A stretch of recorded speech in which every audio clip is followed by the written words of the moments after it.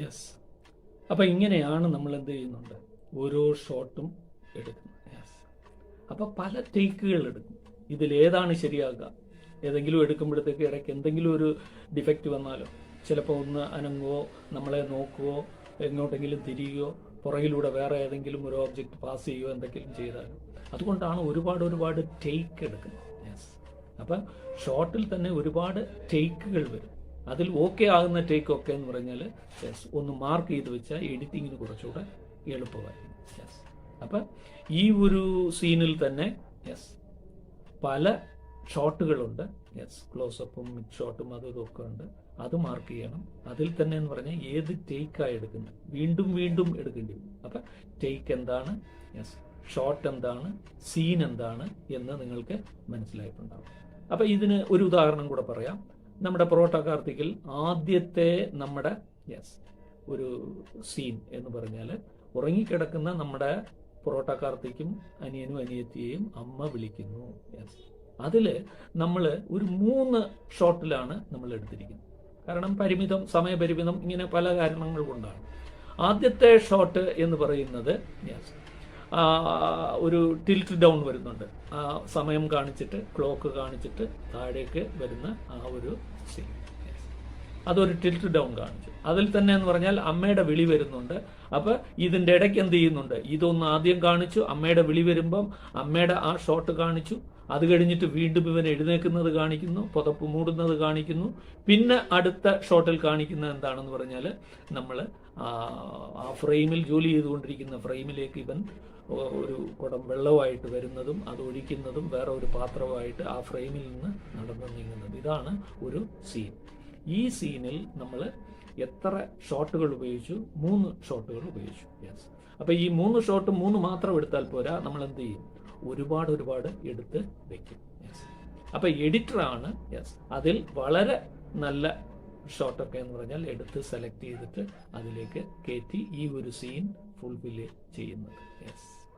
That is how the editor is editing and how the shots are taken, how the scene is getting progressed. ഇപ്പം മനസ്സിലായി കാണുമെന്ന് വിചാരിക്കുന്നു. അപ്പോൾ ഷോട്ടുകൾ എങ്ങനെയാണ് edit ചെയ്യപ്പെടുന്നത് എന്ന് നമ്മൾ ജസ്റ്റ് ഒന്ന് നോക്കി. യെസ്. അപ്പോൾ ഇതിൽ ആദ്യത്തെ സീനിൽ ഈ 3 ഷോട്ടുകൾ കൃത്യമായിട്ട് എഡിറ്റ് ചെയ്ത് യെസ് നമ്മൾക്ക് മനസ്സിലായി. അമ്മ ഉറങ്ങിക്കിടക്കുന്നു, അമ്മ വിളിക്കുന്നു, ആ ഷോട്ട് വന്നു, ഉടൻ തന്നെ ഇവൻ എഴുന്നേറ്റ് പോകുന്നു. യെസ്. അമ്മയെ സഹായിക്കുന്നു. യെസ്. അടുത്ത സീൻ എവിടെയാണെന്ന് പറഞ്ഞാൽ ഹോട്ടലിലാണ് ഉണ്ടാകും. അപ്പോൾ ഹോട്ടലാണ് എന്ന് കാണിക്കാൻ നമ്മൾ എന്ത് ചെയ്യുന്നു എന്ന് പറഞ്ഞാൽ പൊറോട്ടയ്ക്ക് മാവ് കുഴച്ചുകൊണ്ടിരിക്കുന്ന ആ കൈകൾ കാണിക്കുന്ന ഒരു ക്ലോസപ്പിൽ, പിന്നെ ഒരു സൂം ബാക്ക് വരുന്നുണ്ട്, കുഴച്ചുകൊണ്ടിരിക്കുന്ന നമ്മുടെ കാർത്തിക്കിനെ കാണിക്കുന്നുണ്ട്. പിന്നെ അത് കുറച്ച് ഒരു പാനിങ് ഒക്കെ വന്നിട്ട് അവിടെ ഹോട്ടലാണെന്നും ബാക്കിയുള്ളവർ കഴിച്ചുകൊണ്ടിരിക്കുകയാണെന്നും ഇയാൾ സഹായിക്കുകയാണെന്നും ഒക്കെ കാണിക്കുന്നുണ്ട്. അപ്പം ഇങ്ങനെ ഓരോ സീനും അതിന് കണ്ടിന്യൂസ് ആയിട്ട് ചേരുന്ന രീതിയിൽ യെസ് 1 by 1 ആയിട്ട് ചേർക്കുന്ന പാരലൽ യെസ് ഇത് ക്രോണോളജിക്കൽ എഡിറ്റിംഗ്. ക്രോണോളജിക്കൽ എഡിറ്റിംഗ് എന്ന് പറഞ്ഞാൽ ആ സംഭവങ്ങൾ ഒന്നിനു പുറകെ ഒന്നായിട്ട് വരുന്നു. പാരലൽ എഡിറ്റിംഗ് എന്ന് പറഞ്ഞിട്ട് വേറെ ഒരു ടെക്നിക്കുണ്ട്. പാരലൽ എഡിറ്റിംഗ് എന്ന് പറയുമ്പോഴത്തേക്കും നമ്മളിപ്പോൾ ഒരു 2 കഥാപാത്രങ്ങൾ 2 വീടുകളിൽ നിന്ന് വരുന്നു. അവർ ഏതോ ഒരു സ്ഥലത്ത് കണ്ടുമുട്ടുന്നു, കുറേ കാലമായിട്ട് കാണാതിരുന്നവരാണ് എന്ന് പറയുമ്പോൾ അതിന് ആ ഒരു ആങ്സൈറ്റി ഒക്കെ ഫീൽ ചെയ്യാനും ആ ഒരു നല്ല ഇഫക്റ്റ് കൊടുക്കാനും വേണ്ടിയിട്ട് ഒരു മിനിറ്റ് ഒരാളെ കാണിക്കും, അടുത്ത മിനിറ്റ് വേറെ ഒരാളെ കാണിക്കും. ഇങ്ങനെ പാരലായിട്ട് ആ സംഭവങ്ങൾ ഇങ്ങനെ കൊണ്ടുവന്നിട്ട് കൊണ്ടുവരും. നായകനും വില്ലനും ഏറ്റുമുട്ടാൻ പോവുകയാണ്, നായകനെ കാണിക്കും, വില്ലനെ കാണിക്കും.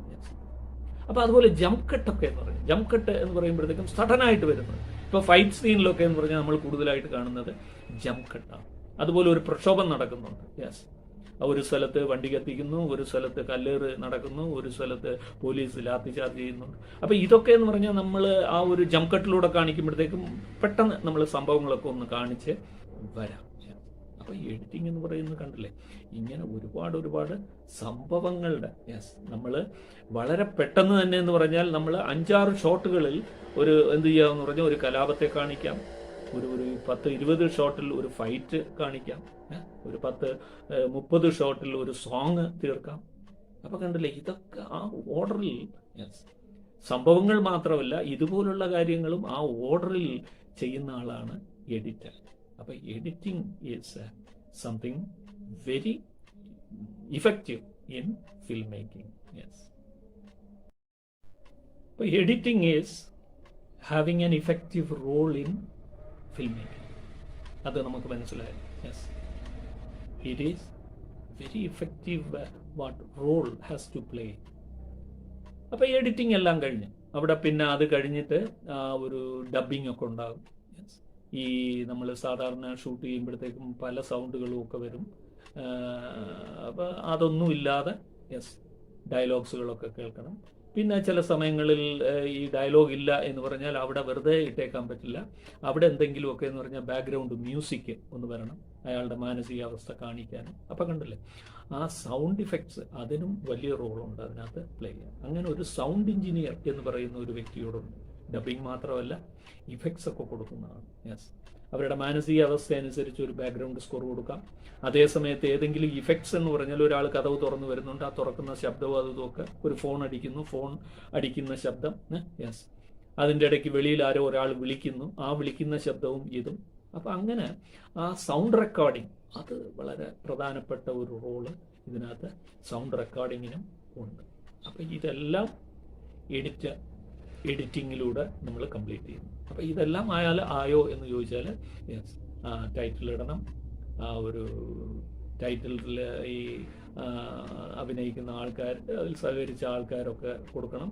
അപ്പോൾ ഒരുപാട് ടൈറ്റിലിൽ നമ്മൾ സമയം ചിലവഴിക്കാതെ കുറച്ച് ടൈറ്റിൽ കാണിച്ചിട്ട് നമ്മൾ എന്ത് ചെയ്യും, ലാസ്റ്റിൽ സ്ക്രോൾ ചെയ്തിട്ട് അങ്ങനെ പതുക്കെ താഴേന്ന് മുകളിലോട്ട് മുകളിൽ താഴോട്ട് വരുന്ന രീതിയിൽ യെസ് നമ്മൾ കാണിക്കും. നമ്മൾ ഇതിനകത്തും അങ്ങനെയാണ് കാണിച്ചത്. ആദ്യമൊക്കെ എന്ന് പറഞ്ഞാൽ ഇതിൻ്റെ പ്രൊഡക്ഷൻ കമ്പനിയുടെ അത് കാണിക്കും, പിന്നെ ആർക്കെങ്കിലും ഡെഡിക്കേഷനോ എന്തെങ്കിലും ഒക്കെ ഉണ്ടെന്നൊരിയിൽ അത് കാണിക്കും. പ്രധാനപ്പെട്ട യെസ് കുറച്ച് നടന്മാരുടെയും ആക്ടേഴ്സിൻ്റെയും ഒക്കെ പേരൊക്കെ കാണിക്കണം. ഇതിൽ നമ്മൾ ആർട്ട്, അതുമാതിരിയുള്ള അസിസ്റ്റൻറ്റ് ഡയറക്ടേഴ്സ്, തന്നെ cinematographer, then editing, then director, producer, ഇത്രയും പേര് കാണിച്ചിട്ട് നമ്മൾ നേരിട്ട് ഫിലിമിലേക്ക് പോവാം. പിന്നെ ബാക്കിയുള്ളതൊക്കെ ലാസ്റ്റിലാണ് നമ്മൾ കാണിക്കുന്നത്. അപ്പം ഇത് ആണ് ഒരു product. Yes, film is ready. അപ്പം റെഡി ആയാൽ മതിയോ? Yes, no, a few more steps to be what crossed.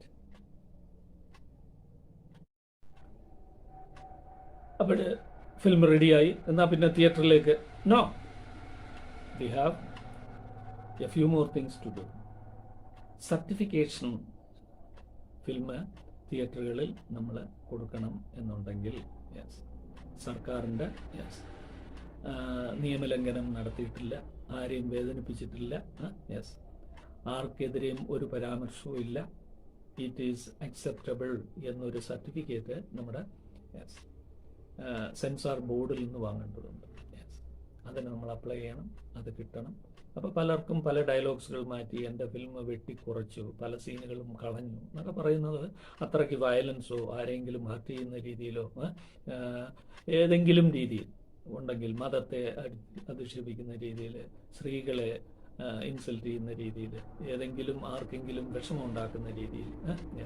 അതുകൊണ്ടാണ് നമ്മൾ ഫിലിമിലൊക്കെ എന്ന് പറഞ്ഞാൽ സിഗരറ്റ് വലിക്കുമ്പോഴത്തേക്കും smoking is injurious to health എന്നും, എന്തെങ്കിലും ആൽക്കഹോൾ കഴിക്കുമ്പോഴത്തേക്കും alcohol is harmful to health എന്നും ഒക്കെ നമ്മൾ എഴുതിയൊക്കെ അത് കാണിക്കുന്നത്. അപ്പം അങ്ങനെയൊക്കെ ആ നിയമങ്ങളാണത്. യെസ്, അപ്പോൾ ആ സർട്ടിഫിക്കേഷൻ വേണം. അപ്പോൾ അതിൽ സാധാരണ കണ്ടുവരുന്നത് യൂണിവേഴ്സൽ സർട്ടിഫിക്കറ്റ്, ആർക്ക് വേണമെങ്കിലും കാണാം. യെസ്, റെസ്ട്രിക്ഷൻ ഒന്നുമില്ല. എന്നൊരു സർട്ടിഫിക്കറ്റ് അഡൽട്സ് ഓൺലി കൊടുത്തു കഴിഞ്ഞാൽ 18 വയസ്സ് കഴിഞ്ഞവർക്കേ കാണാൻ പറ്റുള്ളൂ. യും എയും ഉണ്ടെന്ന വരിയിൽ പാരൻ്റൽ ഗൈഡൻസ്, പാരൻസോടെ ഉണ്ടെന്ന വരിയിൽ അവർക്ക് കുട്ടികൾക്കും കാണാം എന്നുള്ളതാണ്. യെസ് എന്ന് പറഞ്ഞ സയൻറ്റിഫിക് ഫിലിംസും അതൊക്കെ എന്ന് പറഞ്ഞാൽ അവർക്ക് ചിലർക്ക് മാത്രം ഉള്ളതുണ്ടാകും. ഇല്ലെന്നൊരിയിൽ ചിലപ്പം നമ്മൾ എയ്ഡ്സ് രോഗത്തെക്കുറിച്ചോ ഇല്ലെന്നൊരിയിൽ ഏതെങ്കിലും നമ്മുടെ കോവിഡിനെ കുറിച്ചൊക്കെ എന്ന് പറഞ്ഞാൽ ഒരു ഫിലിം ഇറങ്ങുകയാണെന്ന് പറഞ്ഞാൽ അതൊക്കെ എന്ന് പറഞ്ഞാൽ ആ കാറ്റഗറിയിൽ പെടുന്നതാണ്. നമ്മുടെ ടാക്സ് ഫ്രീ ആയിട്ടൊക്കെ എന്ന് പറഞ്ഞാൽ നമ്മൾ കാണാനുള്ള ഇത് ആണ് സെൻസാർ ബോർഡ്. നമ്മൾ ഫിലിം കാണുമ്പോഴത്തേക്കും ആദ്യം കാണിക്കുന്ന ഒരു സർട്ടിഫിക്കറ്റ് ഉണ്ടാകും, ഫിലിമിൻ്റെ പേര് എഴുതിയിട്ടുണ്ടാകും, ആ സെൻസാർ ബോർഡ് ഒപ്പും അവരുടെ സർട്ടിഫിക്കറ്റാണ് ആദ്യം കാണിക്കുന്നത്. That is there, that should be what done before releasing a film in a theatre. Yes, we have got our certificate from censor board. Okay, everything is ready. മതിയോ? അപ്പോൾ അതിനു മുമ്പ് വേറെ ഒരു കാര്യം കൂടെ ചെയ്തു തീർക്കണം, ഡിസ്ട്രിബ്യൂഷൻ. അപ്പോൾ ഫിലിം ഡിസ്ട്രിബ്യൂട്ടേഴ്സ് ഉണ്ട്, അവർ വഴിയായിട്ട് നമ്മൾ എന്ത് ചെയ്യണം, ഒരു തിയേറ്ററിൽ എത്തിക്കണം. അപ്പോൾ പണ്ടൊക്കെ എന്ന് പറഞ്ഞാൽ ഈ ഫിലിം റോളിലുള്ളത് ഫിലിം പെട്ടി ഉണ്ടാകും. യെസ്, 10ഉം 20ഉം റോളുകളടങ്ങിയ റോൾ, യെസ്, റീൽ ബോക്സ്, അത് റീൽ എന്നാണ് പറയുന്നത്, ഫിലിമിൻ്റെ റോൾ കംപ്ലീറ്റ്. അങ്ങനെ ആ റീൽ ബോക്സ് അടങ്ങിയ ഒരു വലിയ പെട്ടിയിലാണ് പണ്ടൊക്കെ വന്നത്. ഇപ്പോൾ ഡിജിറ്റലായപ്പോഴത്തേക്കും ഡിജിറ്റലൈസ്ഡ്, ഇപ്പോൾ OTT പ്ലാറ്റ്ഫോമിലൊക്കെ വരുമ്പോഴത്തേക്കും സാറ്റലൈറ്റിലൂടെ സി, അങ്ങനെ നമ്മുടെ സയൻറ്റിഫിക് ടെക്നോളജിയുടെ ആ ഒരു ഉയരുന്ന അനുസരിച്ച് ആ രീതിയിലൊക്കെ film is what changing its shape. Yes, those facilities we are using, അത് വരുന്നു. അപ്പോൾ ആ ഡിസ്ട്രിബ്യൂഷൻ ഇതിനകത്തുണ്ട്. അത് നമ്മൾ ഡിസ്ട്രിബ്യൂട്ടേഴ്സ് വഴി തിയേറ്ററിലേക്ക് എത്തിക്കാം. ഇല്ലെന്ന രീതിയിൽ OTT എന്ന് പറയുന്ന ആമസോൺ മാതിരി അവരൊക്കെ എന്ന് പറഞ്ഞാൽ ഫിലിം വാങ്ങിച്ച് റിലീസ് ചെയ്യുന്നുണ്ട്. അപ്പോൾ അതും ചെയ്യാം. അപ്പോൾ ഇതൊക്കെയാണ് ഡിസ്ട്രിബ്യൂഷൻ. അപ്പോൾ ഇതിൻ്റെ ഇടയ്ക്ക് ഈ ഡിസ്ട്രിബ്യൂഷൻ മാത്രം കഴിഞ്ഞാലായോ? അവർ വാങ്ങിച്ച് അവരുടെ പരസ്യമൊക്കെ കാണും, അവർ ചെയ്യും. എന്നാലും as A producer, as A director, as an actor publicity ആവശ്യമാണ്. അപ്പോൾ ഈ പ്രൊഡ്യൂസർ എന്ത് ചെയ്യുമെന്ന് പറഞ്ഞാൽ ഫിലിം ഇറങ്ങുന്നതിന് മുമ്പ് തന്നെ എന്ന് പറഞ്ഞാൽ പബ്ലിസിറ്റി തുടങ്ങും. നമ്മൾ കാണുന്ന ഹോർഡിങ്, നമ്മൾ പത്രത്തിൽ കാണുന്ന, TV-യിൽ വരുന്ന അഡ്വർടൈസ്മെൻറ്റ്, യെസ്, വേറെ ഏത് രീതിയിൽ വരുന്ന പ്രോപ്പഗൻഡയും, അതൊക്കെ എന്ന് പറഞ്ഞാൽ ഇപ്പോൾ റീസെൻ്റായിട്ട് മേപ്പടിയാൻ എന്നുള്ള ഫിലിമിൽ പ്രൊഡ്യൂസറും ആക്ടറും ഒരാളായതുകൊണ്ട് അയാൾ എന്ത് ചെയ്തു, അയാൾക്ക് ഫാനും കാര്യങ്ങളൊക്കെ ഉണ്ട്. അപ്പോൾ ഒരു റോഡ് ഷോ നടത്തി കാസർഗോഡിൽ നിന്നും തിരുവനന്തപുരത്തേക്ക് എന്ന് പറഞ്ഞാൽ അവരുടെ ഒരു വാഹനം, അവരുടെ പോസ്റ്ററൊക്കെ ഒട്ടിച്ച് ലൈറ്റും ഒക്കെ ആയിട്ട് ഓരോ സ്ഥലങ്ങളിൽ പോകുന്നു, അവരുടെ ഫാൻ കൂടുന്നു. യെസ്, അങ്ങനെ ജനങ്ങളൊക്കെ ഇത് കാണുമ്പോഴത്തേക്ക് ആ പേര് ഓർക്കും. ഇങ്ങനെ through some method we are making the people remember that film. Yes, so we create a curiosity in their mind. It is better to watch that film. അതാണ് publicity is having a big role to play.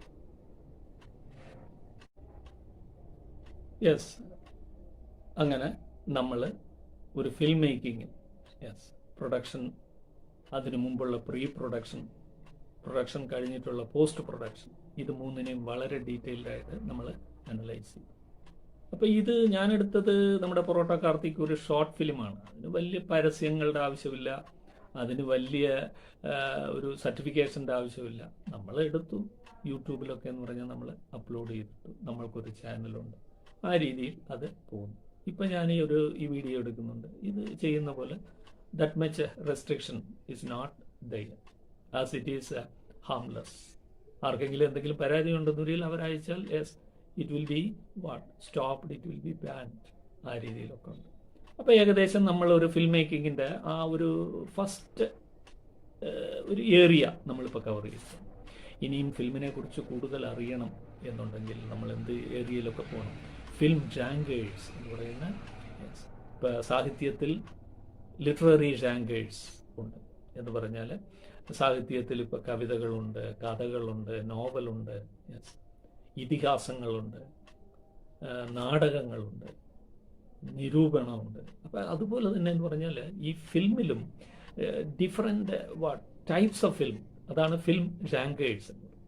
പിന്നെ film theories, അപ്പോൾ film ഒരു ഫോട്ടോഗ്രാഫിൽ നിന്നാണല്ലോ ഈ film വന്നത്, അപ്പോൾ അതിന് ഒരുപാട് film theories ഉണ്ട്. അപ്പോൾ ഇതിനെക്കുറിച്ചൊക്കെ നോക്കാം.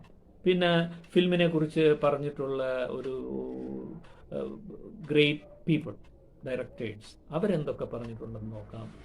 ചില ഫിലിമുകളെക്കുറിച്ച് നമ്മൾ ഡീറ്റെയിൽഡ് ആയിട്ട് നോക്കാം. അപ്പോൾ ഇതൊക്കെ ചെയ്യാം. അപ്പോൾ ഇതിൽ ഈ തിരക്കഥയെക്കുറിച്ച് ഞാൻ ഇത്രയും പറഞ്ഞിട്ടുണ്ട്. തിരക്കഥയെക്കുറിച്ച് കൂടുതൽ അറിയണമെങ്കിൽ നെറ്റിലൊക്കെ ഒന്ന് തപ്പിയാൽ തിരക്കഥ, ഏതെങ്കിലും സിനിമകളുടെയൊക്കെ എന്ന് പറഞ്ഞാൽ തിരക്കഥകൾ കിട്ടും നമുക്ക്. അതൊന്ന് വായിച്ച് നോക്കിയാൽ നമ്മൾക്ക് തിരക്കഥ എങ്ങനെയാണ് തയ്യാറാക്കുന്നത്, യെസ്, അതിലെങ്ങനെയാണ് ഷോട്ടും സീനും എല്ലാം ഉള്ളത് എന്നൊന്ന് ക്ലിയർ ആയിട്ടൊന്ന് അറിയാൻ സാധിക്കും. പിന്നെ നമ്മൾ ഫിലിം നോക്കിയിട്ട് തന്നെ എന്ന് പറഞ്ഞാൽ ബാക്കിയുള്ള എഡിറ്റിങ്ങിനെ കുറിച്ചോ ഷോട്ടിനെ കുറിച്ചോ ആംഗിൾസിനെ കുറിച്ചോ ഇതിനെക്കുറിച്ചൊക്കെ എന്ന് പറഞ്ഞാൽ വിഷ്വൽ ലാംഗ്വേജിനെ കുറിച്ചൊക്കെ എന്ന് പറഞ്ഞാൽ ഫിലിം കണ്ടാൽ മതി. യെസ്, സ്ക്രിപ്റ്റ് ഒന്ന് കാണണമെന്ന് വരിയിൽ വേറെ ഒരു മാർഗ്ഗമില്ല. യെസ്, ഒന്ന് കാണുക തന്നെ ചെയ്യണം. ഒന്ന് തപ്പിയാൽ സ്ക്രിപ്റ്റ് ഒന്ന് കാണാൻ സാധിക്കും. Okay, in the next class we will see.